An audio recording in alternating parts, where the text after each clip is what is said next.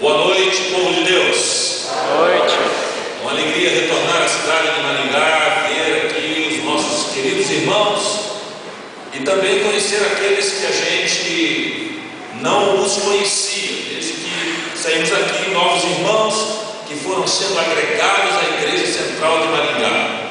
Parabéns ao trabalho que os irmãos vieram realizando durante todo este período, bem como também àqueles que, por força das circunstâncias, uma boa parte por vir estudar na cidade de Maringá, veio se tornar membro da igreja mais gostosa da Associação Norte Paranaense. Foram 3 anos profícuos, alegres, felizes, tempo em que ainda o meu xará, o Edson, era mais magrinho, viu, Edson? Nós ganhamos uns contornos a mais, ficamos com inveja do Walter, não é assim? Ficamos com um pouco de inveja do Walter.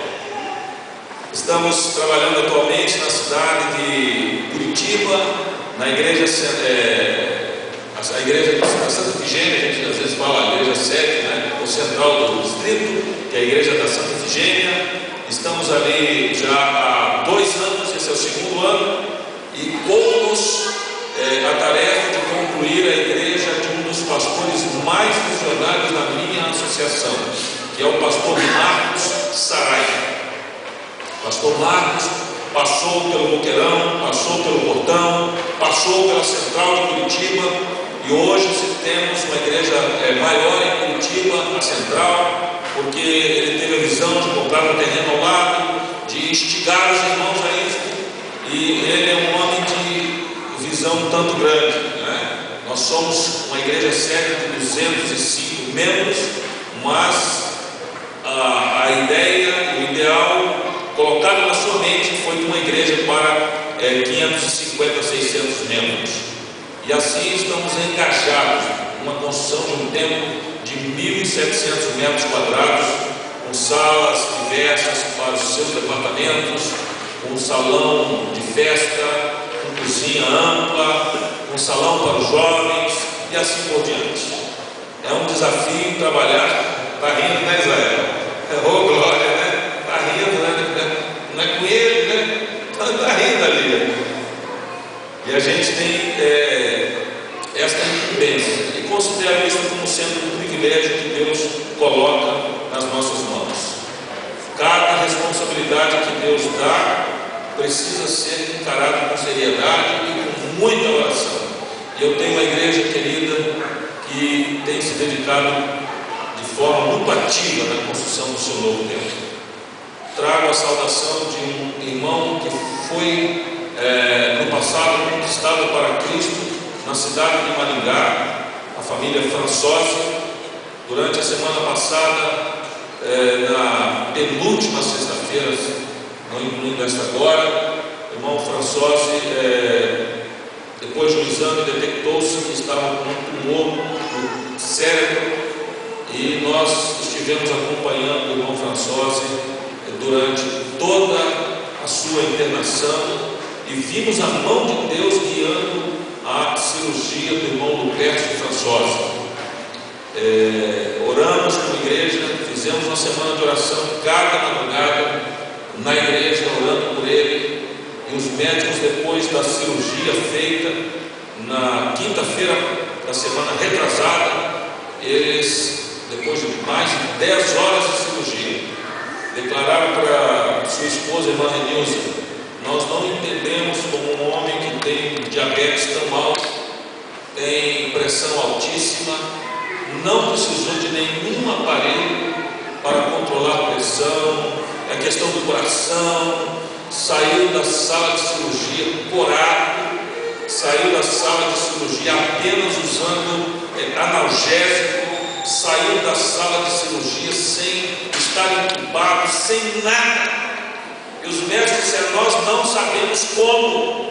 Agora a igreja de Deus sabe como. E louvamos a Deus por isso. E a única coisa que disseram: nós não sabemos se ele voltará a falar, porque estava com o lado direito do cérebro, a parte superior toda tomada, apenas um risquinho que estava sem ver a ramificação do câncer, e frente, do lado esquerdo, também já estava tomado. Deus operou através daqueles médicos. O irmão Pércio, e como dizia o médico, a gente não sabe se ele vai voltar a falar. No dia seguinte eu liguei para a esposa, irmã Renilson, e disse: e aí, está falando homem? Ela disse: pastor, falando poucas coisas por causa do efeito dos sedativos, mas o meu marido está falando. Amém. E hoje, antes de vir para cá, eu visitei o irmão do Pércio, estivemos com ele, oramos com ele, e vi por diversos momentos lágrimas nos olhos do irmão do Pércio, em que ele sentia como Deus o guiou naquela cirurgia. Louvado seja o nome de Deus por isso. Amém. Peço a vocês que continuem orando para que os próximos passos sejam dados e que a gente veja ainda Deus atuando ainda mais na vida do irmão do Pércio François. Aos nossos amigos internautas, estamos felizes porque vocês estão ligados, vocês estão linkados aí, e que o Senhor possa falar ao coração de cada um através da mensagem do Senhor Jesus que será pregada neste momento. Antes de nós abrirmos a Bíblia, quero estimular a igreja de Maringá a engajar-se na maior campanha missionária que a igreja adventista já fez em toda a sua história. Até o ano passado, o livro missionário era um projeto da divisão sul-americana. A partir deste ano e nos próximos 2 anos, a Conferência Geral da Igreja Adventista do Sétimo Dia está se propondo a lançar em cada lar ao redor do planeta um livro a grandes irmãos. Cada vez que nós colocamos um livro na casa de alguém, essa semente frutificará para o reino do Senhor. Temos uma convicção plena disso daí. Você que nos assiste na sua casa, busque conhecer um pouco mais desse projeto. Participe também, adquirindo, levando para os seus amigos, a fim de que pessoas sejam iluminadas ao receberem a palavra de Deus através desse livro chamado A Grande Esperança. Saúdo a todos aqueles que são conhecidos. Vejam o rosto aqui, Ronaldo Neves e Companhia Limitada, né? A gente não vai se lembrar de todos os nomes. Os cabelos vão branqueando, a gente às vezes vai se esquecendo de um nome. A fisionomia não, né, Lima? A fisionomia a gente não esquece. Mas às vezes o nome falta, né, Zaqueu? Lembrei, vamos lembrando aos poucos dos nomes dos nossos irmãos que estão espalhados ali. Moramos lá em Curitiba, o seu cunhado morava lá no prédio, a gente tinha de quando em quando um encontro amistoso, muito agradável. Agora está próximo da União. Quero convidar a minha igreja a abrir a palavra de Deus no livro de Zacarias, no capítulo 1. Pastor Milton não se encontra presente hoje, está numa atividade especial na área de família. Agradeço ao convite feito por ele, levem a nossa alegria por estar aqui. Dia 26 de novembro estaremos recebendo o coral jovem da Igreja Central de Maringá, e a nossa igreja já está esperando pelos coristas, tá bom? Todos estão plenamente convidados a participar da festa naquela igreja, e vai ser muito bom. O coral jovem da nossa igreja, o Toque Jovem, está esperando por vocês. Zacarias capítulo 1. A palavra de Deus nos diz assim: no 8º mês do 2º ano de Dario, veio a palavra do Senhor ao profeta Zacarias, filho de Baraquias, filho de Ido. O Senhor se irou em extremo contra os vossos pais. Portanto, diz-lhes assim, diz o Senhor dos exércitos: voltai para mim, diz o Senhor dos exércitos, e eu voltarei para vós. Não sejais como os vossos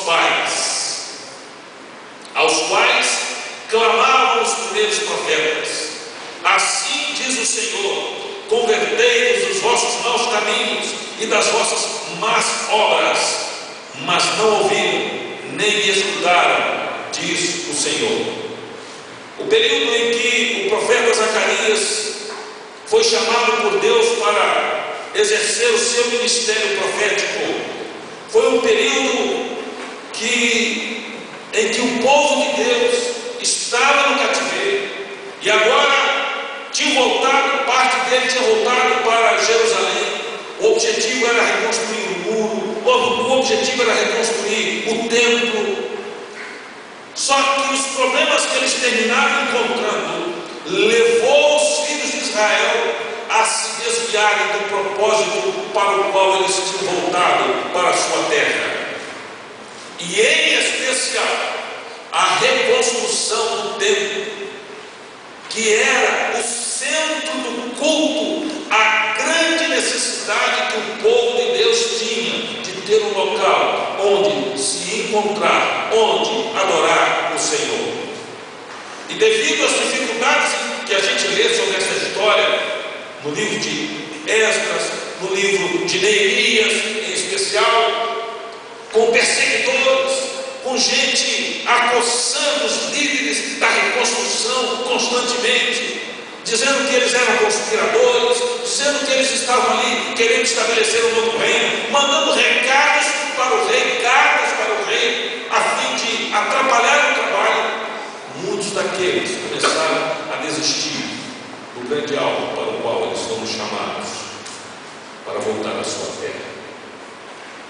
Por esta ocasião, levantou-se também o profeta Ageu, e ambos começaram a denunciar uma situação, porque considerando que eles não estavam focados na construção do templo, cada um agora passou a ver a sua própria necessidade. Eles estavam preocupados em reconstruir suas casas, afinal precisavam de lares adequados, precisavam de locais bons e bonitos, e cada um começou a centrar sua atenção na construção da sua própria casa. Então Deus, através do profeta Ageu, manda um recado, dizendo-lhes que eles estavam preocupados com a construção das suas casas, enquanto o templo de Deus estava destruído, estava sem ser reconstruído.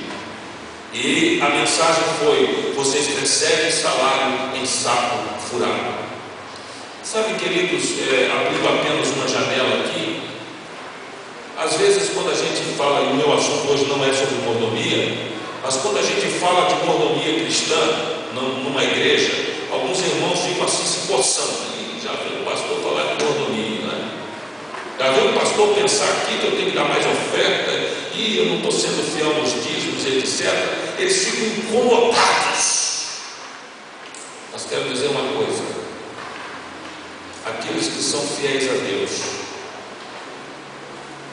literalmente as janelas do céu se abrem para eles. E Deus, através do ministério de Ageu, mandou um recado: se vocês estiverem só preocupados com a casa de vocês, o salário que vocês vão ganhar vai se diluir nas mãos de vocês. Será como receber o salário num saco furado. Vai embora, vocês vão perder. Mas eu gostaria de centrar nas palavras que nós lemos aqui e tirar aqui algumas lições da primeira mensagem que Deus deu através do profeta Zacarias. O Senhor Jesus disse para Zacarias: Zacarias, eu não estou satisfeito com o meu povo. E ele registrou aqui as palavras: o Senhor girou em extremo contra vós outros, contra vossos pais. Queridos, a primeira lição que nós aprendemos aqui: todo pecado traz o desagrado de Deus. Não importa se foi cometido por uma criança, porque pecado é pecado, seja na vida de uma criança ou na vida de um adulto. Se foi cometido por um pastor, pelo ancião da igreja, mas eu sou apenas um simples irmão da igreja, não interessa. O pecado traz ou atrai o desagrado divino. Basta olharmos, por exemplo, para o caso de Acã. Quando esse homem, depois de ouvir a recomendação para o exército inteiro era: vocês vão lá, mas vocês não podem pegar nada de lá. Tudo no que tange mentais foi dedicado ao Senhor. Mas o pecado ele é atrativo, não é? O pecado ele tem o seu sabor. O pecado ele tem a sua forma de puxar, atrair. É um imã. Quando aquele homem viu ouro e viu vestes bonitas. Quando eu passo ali em alguns dos shoppings de Curitiba, fico olhando alguns ternos, né? Armani e outros mais. Fico olhando ali alguns ternos assim de Mili Lavai alguma coisa, competindo com o meu irmão Lima. Olha, Lima, eu fico olhando aqueles ternos de sol, glória, né?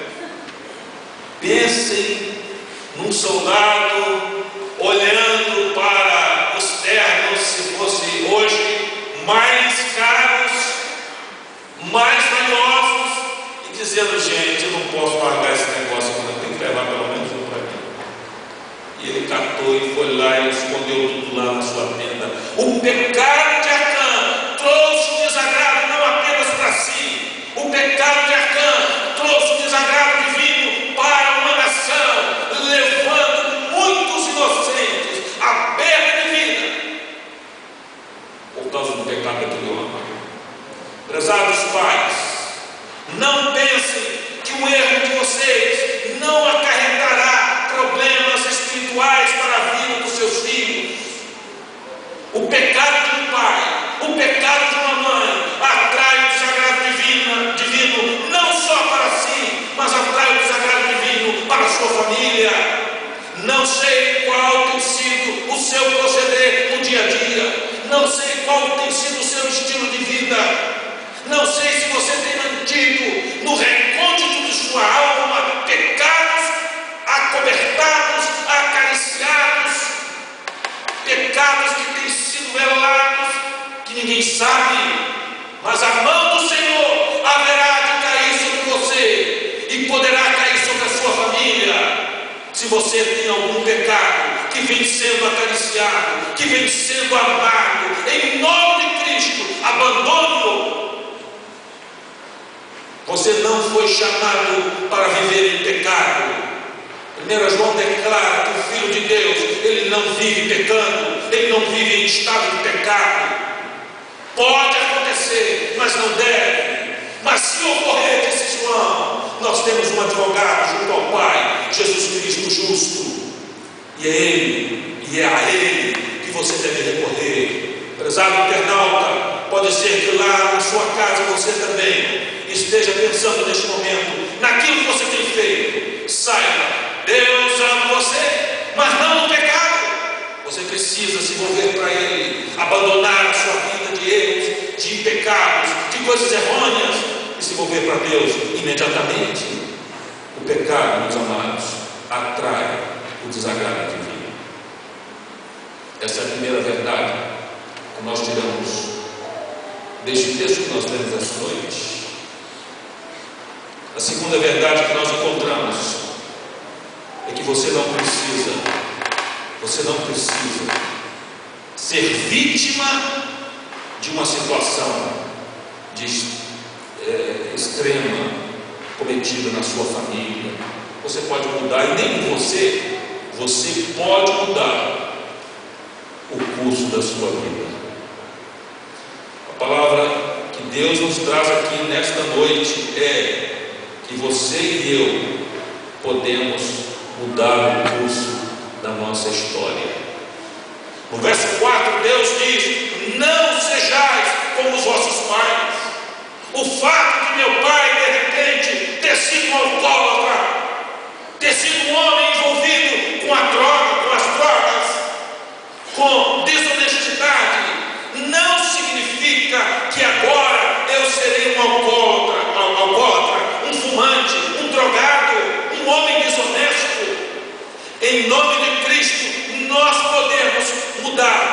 curso, a história da nossa vida. Eu venho de uma família católica espírita, e a maior decepção do meu pai foi que ele não deixou nenhum filho, e é muito clara essa situação, nenhum filho homem, eu tenho uma irmã também, que seguisse o que ele seguia. Eu me lembro do meu avô, quantas e quantas vezes que dizia, meu bisavô era, meu avô era, meu pai era, eu nasci espírita e vou morrer espírita, e meu filho Francisco também é. O nome do meu pai. Mas eu me recordo que ainda na década de 60, um homem de Deus começou a visitar a casa da minha irmã. Eu sou o mais velho do segundo casamento do meu pai. Eu tenho 2 irmãos acima de mim, mais velhos do que eu, e ela, já com alguns dos seus filhos, começou a receber estudos da palavra de Deus através do irmão Antônio Pacífico. E eu me recordo que cada vez que ele ia até a casa da minha irmã, eu fugia, eu queria ir lá. Naquela época não havia os que são deste tempo, né? Nós temos vários aqui. Nós não tínhamos televisão. Lá pelos idos do início dos anos 70, apareceu uma televisinha preta e branca, televisinha. Me lembro ainda dos irmãos Coragem. Olha como é que é o poder da mídia, hein? Televisinha. Então, um garoto vendo aqueles filminhos sendo rodados, e eram daqueles, né? Slides e um rolinho lá, e ele ficava ali rodando. Para mim, aquilo, Marquinhos, era tudo. Era um filme. Era mais do que uma TV. E o Espírito de Deus começou a falar ao meu coração. Mas eu me recordo muito bem que cada vez que eu voltava, a minha mãe, italiana rígida, me levava para o quarto e eu apanhava, porque ia assistir aos filmes que o irmão Antônio Pacífico passava na casa da minha irmã. E assim foi durante meses. Cada semana já estava certo. Era uma coisa que eu levava, porque ia assistir aos filmes dos estudos bíblicos que o irmão Antônio Pacífico ia passar na casa da minha irmã. Mas a minha mãe começou a perceber que algumas coisas começaram a mudar em mim. Eu não sei se ela fala bem a verdade. Ela diz que eu era um garoto terrível. Eu acho que mente um pouco. Acho que exagera, viu? Acho que exagera um pouquinho. Mas eu escuto assim, a minha irmã fala assim: rapaz, você quando era guri, você era terrível. Às vezes eu colocava comida assim para os meus meninos. Minha irmã teve filho, 8 filhos, misericórdia.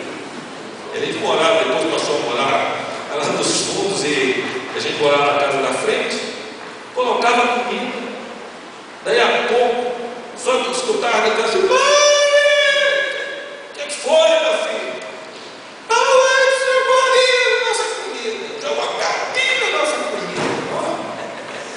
Eu não sei se isso é verdade, viu, irmão? Mas a minha mãe começou a perceber que essas coisas não iam, só entre aspas, levavam uma surra daquela. Não tinha, lá não refrescava, não tinha refresco lá não. Mas a minha mãe começou a perceber que as mudanças começaram a acontecer.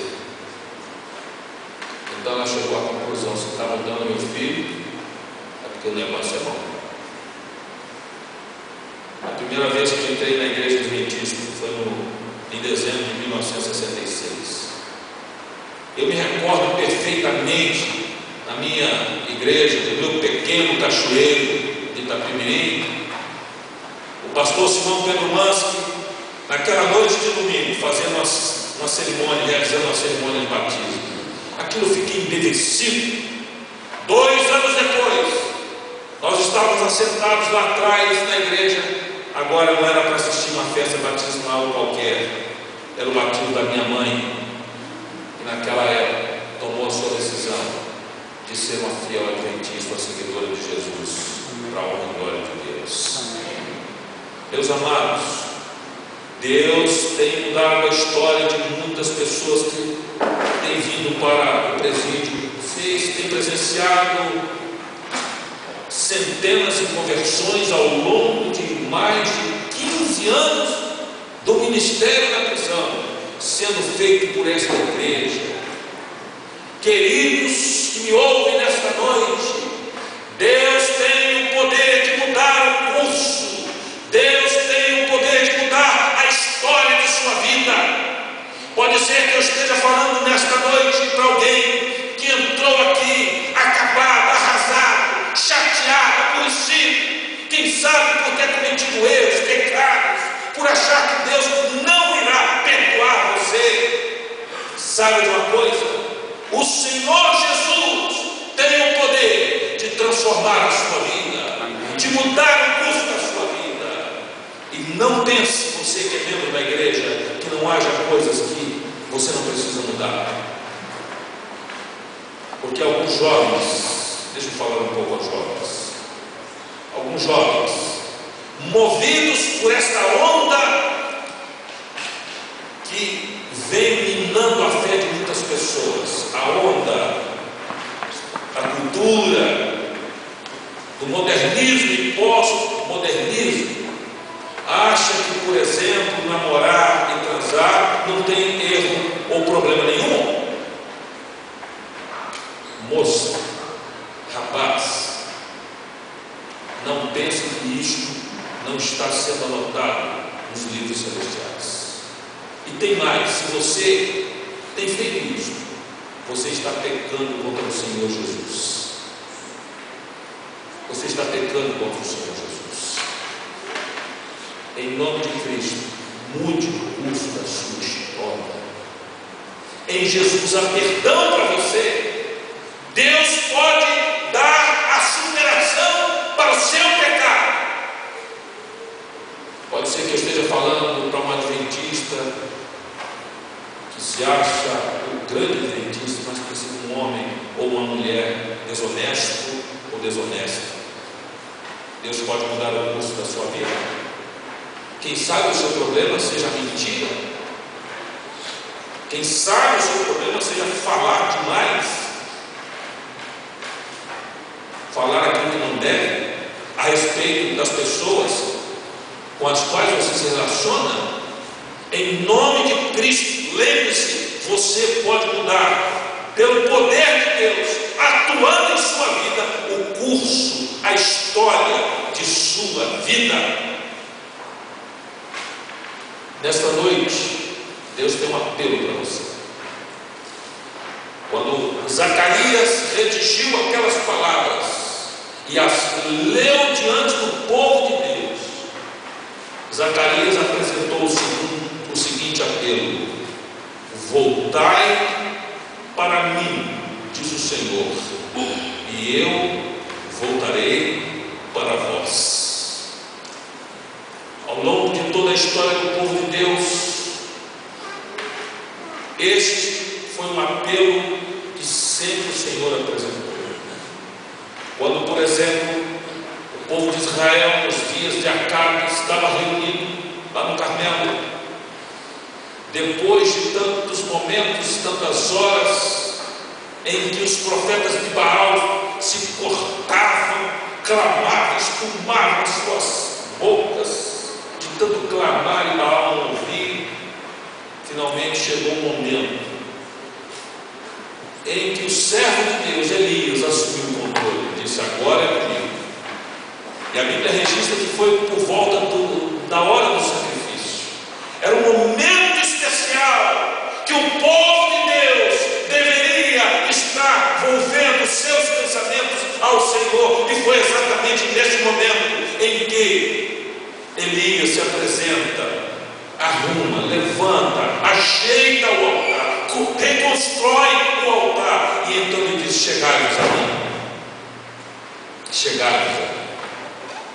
As palavras ditas por Elias não eram suas próprias, porque aqueles chamado representava um chamado ao povo de Israel e ao povo de Judá para se voltar para Deus. Volte para mim outra vez. O que dizer do profeta Isaías? Em seus dias, o povo andava numa condição espiritual tão desastrosa que Deus chegou a dizer para Isaías: Isaías, eu não aguento mais os sacrifícios que me são oferecidos por este povo. Então, no capítulo 1, mais uma vez Deus faz o mesmo convite: vinde e argui, diz o Senhor. Vinde, vinde. O que dizer do povo de Deus nos dias de Malaquias? Depois de Deus fazer uma mensagem, mandar uma mensagem mostrando que eles estavam em erros, em pecados, estavam roubando o Senhor nos dízimos e nas ofertas, Deus novamente faz o mesmo convite: vinde a mim, tornai para mim.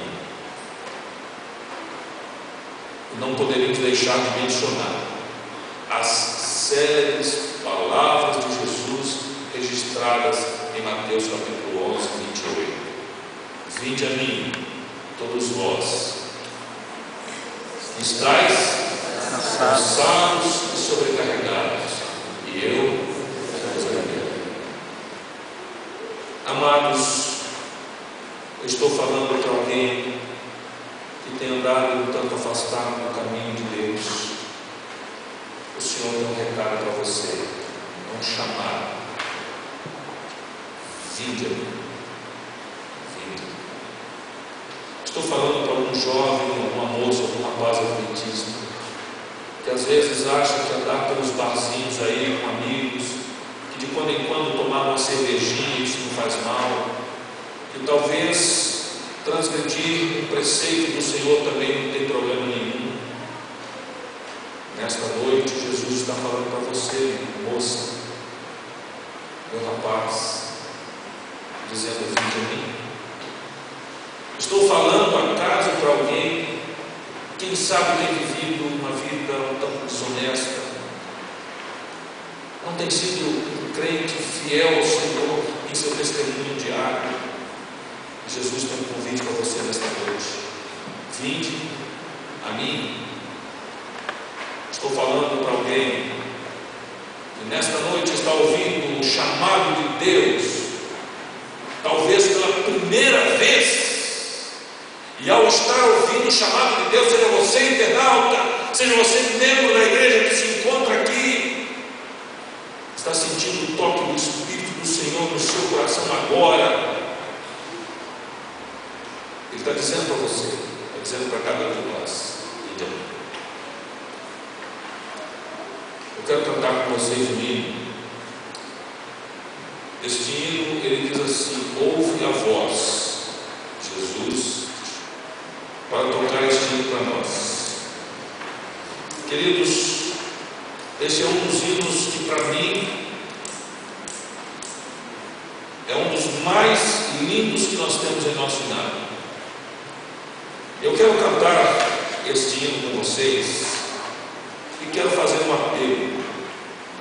Não importa se você é membro desta igreja, se você veio aqui pela primeira vez, se você já é uma pessoa idosa, se você é um jovem, mas eu gostaria de fazer um convite de Jesus nesta noite para você: ouve a voz de Jesus te chama.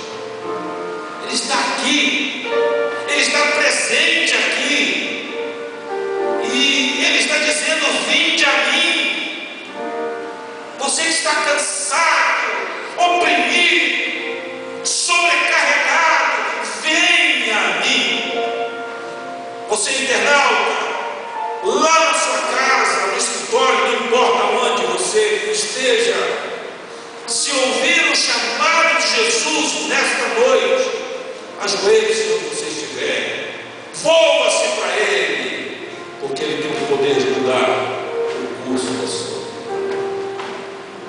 Enquanto estivermos cantando, se você se sentir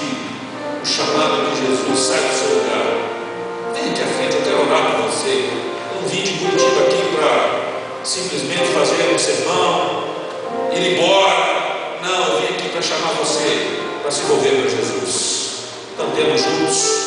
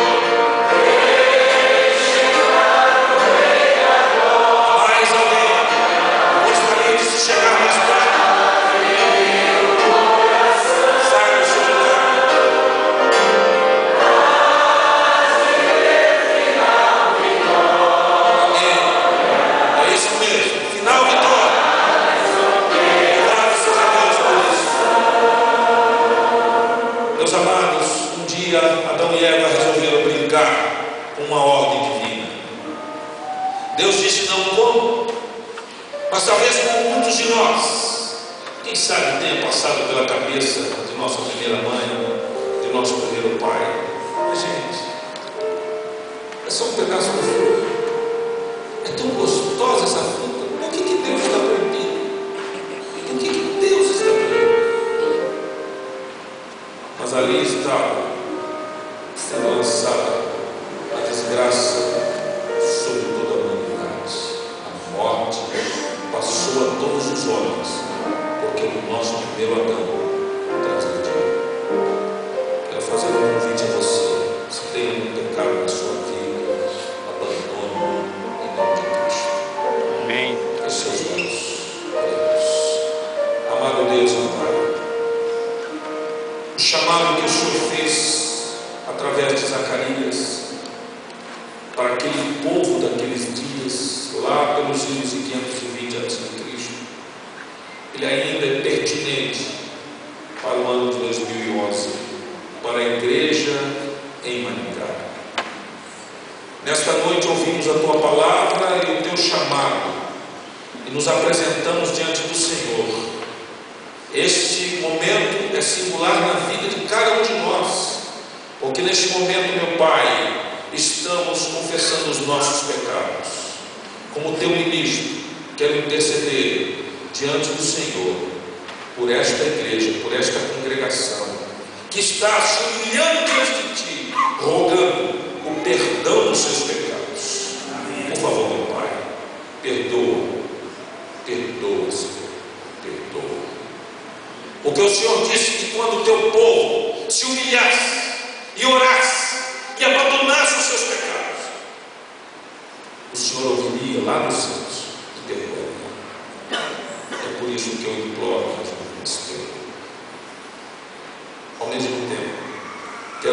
para que o Senhor nos dê também poder para a vitória todos os dias. Nós vamos sair daqui da igreja. Amanhã vamos encontrar tantas situações para a gente pecar. Mas, por favor, os momentos de tentação, que o Espírito do Senhor seja a voz por detrás de nossos ouvidos, dizendo: não faça isso. Olha, aquele é o caminho que você deve seguir. E persuade-nos para a honra e para a glória do nome de Jesus. Amém. Dá-nos a vitória. Muda o curso da nossa história. Nós te rogamos e agradecemos. Em nome de Jesus. Amém. Deus abençoe cada um e dê a vitória a todos os nossos irmãos, em nome de Jesus Cristo.